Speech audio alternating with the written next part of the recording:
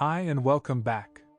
Today, I'm upgrading the home for my shrimp, who have been living in a small aquarium for some time now. It's time to give them more space, but I also wanted something that's low maintenance. That's why I've decided to create a Walstad tank.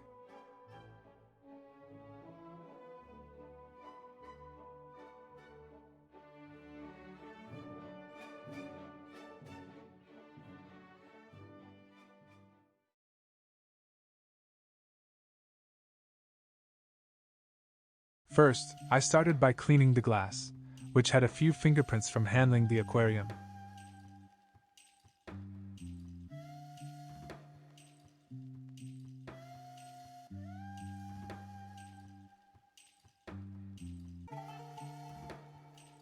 After that, I added a layer of garden soil as the base. I had sifted the soil the day before to save some effort, so now it was just a matter of spreading it evenly in the aquarium.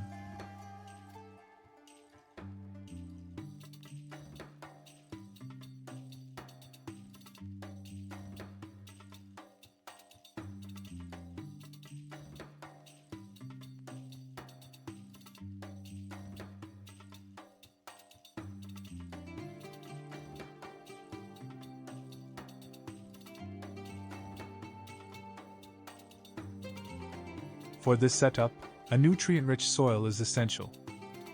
I'm using an organic garden substrate, which will supply the necessary nutrients for plant growth. This layer will serve as the foundation, providing long-term nourishment to help the plants thrive naturally in the aquarium.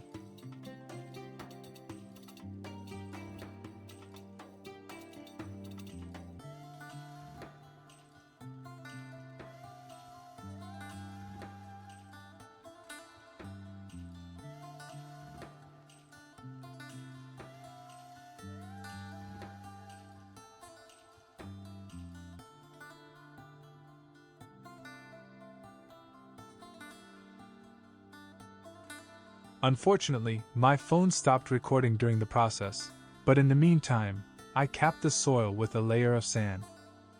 This helps lock in the nutrients and prevents the garden soil from clouding the water. I also added some water and let the tank sit overnight, allowing any trapped air to escape.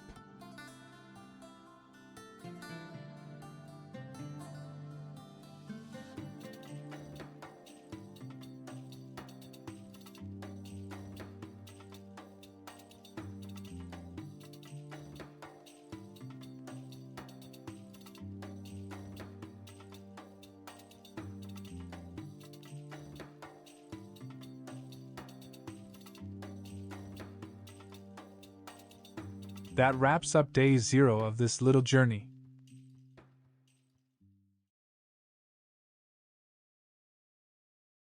Now, I just need to add the plants. I'm using a variety of species from my different aquariums, and I've listed the plant names in the description. I'm also trying out my Emrys-grown carpet plants to see if I can establish a carpet without using CO2.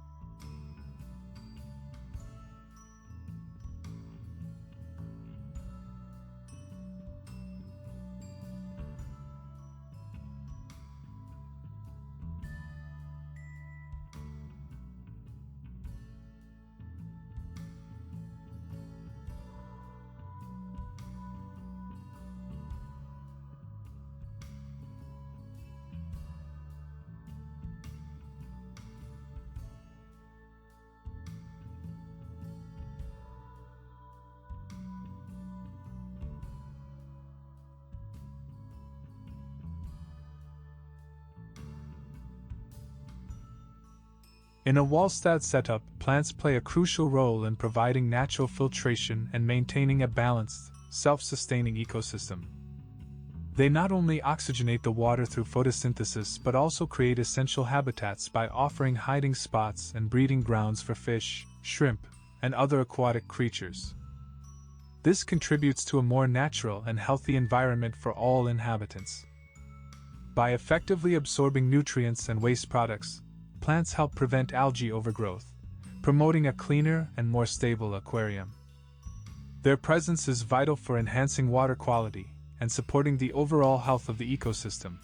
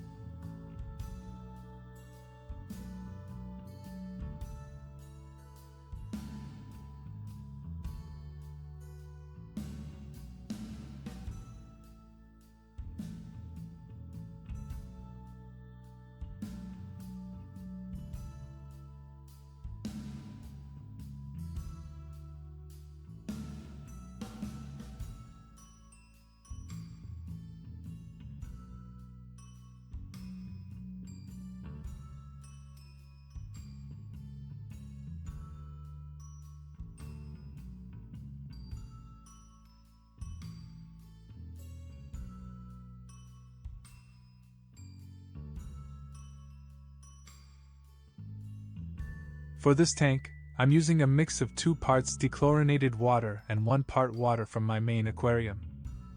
Although the tank is already cycled, I still had to wait a few days before introducing shrimp.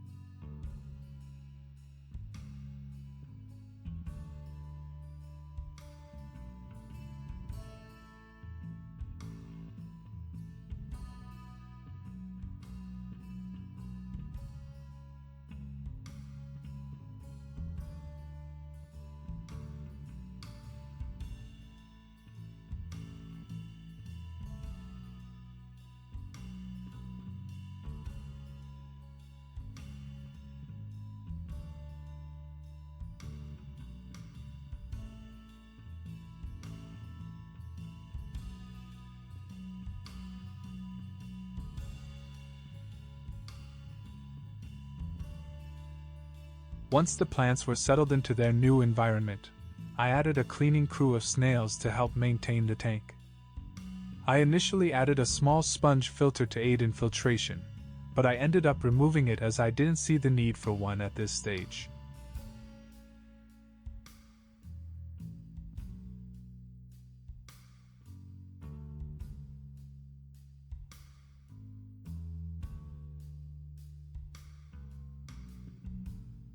As for lighting, I'm using a temporary light since I don't have a dedicated aquarium light for this setup yet.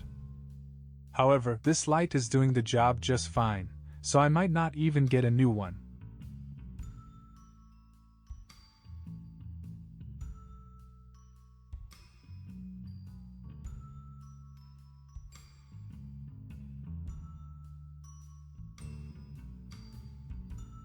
The aquarium initially felt a bit empty, so I continued adding more plants to support the overall process.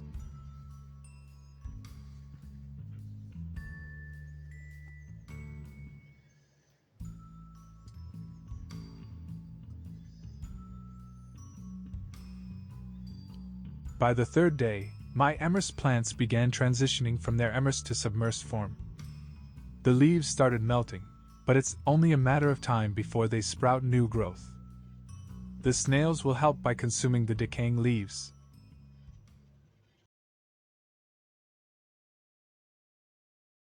Today is the big day. On the 6th day of setting up this aquarium, I decided to add more life. I'm introducing Daphnia. I know they reproduce quickly, and the population might grow fast, but my goal is to create a balanced food web in this aquarium. I've never tried this before, but there's a first time for everything. The Daphnia will eventually serve as food for the future fish in this tank. In the meantime, I want their population to grow and establish itself before introducing any predators. After adding the Daphnia, I moved on to shrimp.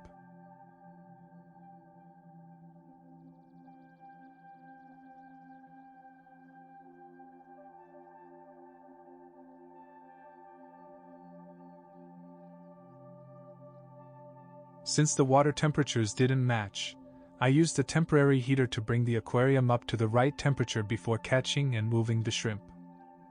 Once I had all the shrimp, I started the drip acclimation process, adding water to their container slowly, drop by drop. After about an hour, it was time. The shrimp were a bit skeptical about their new environment, so I helped them settle in.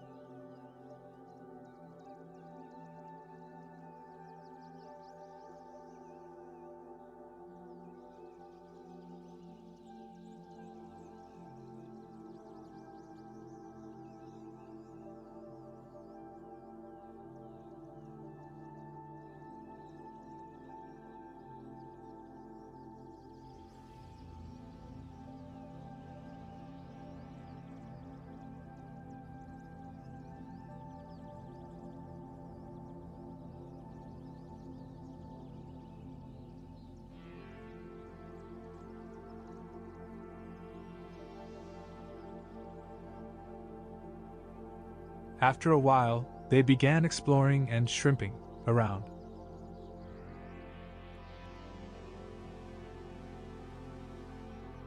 This is Diana, my oldest shrimp. I think she might be carrying eggs. A few others had eggs as well, though some have already hatched in the older aquarium. I plan to move the baby shrimp into this new tank when they're big enough.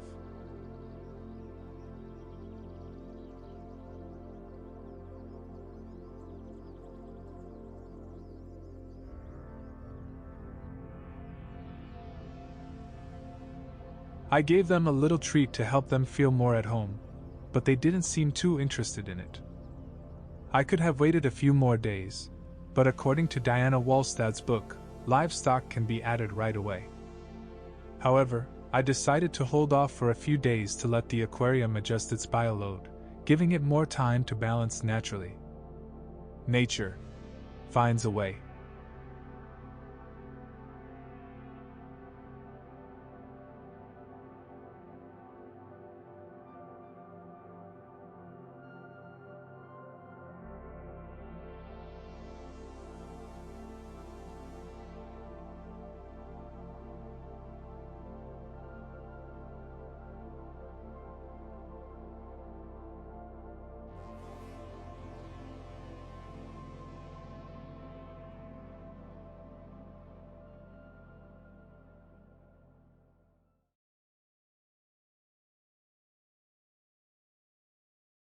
On day 7, one day after the shrimp arrived, everything seems fine. I found some snail eggs, cleaned the glass, and noticed copepods along with a few small white worms. Hopefully, they aren't planaria or hydra, but since the water should be free of both, it should be okay. Just to be safe, I'll set a planaria trap when I get the chance. Then, I spotted something new. A tiny creature that retracts when touched and then opens again. Unsure of what it was, I turned to Reddit for answers. Unfortunately, Reddit didn't have any leads.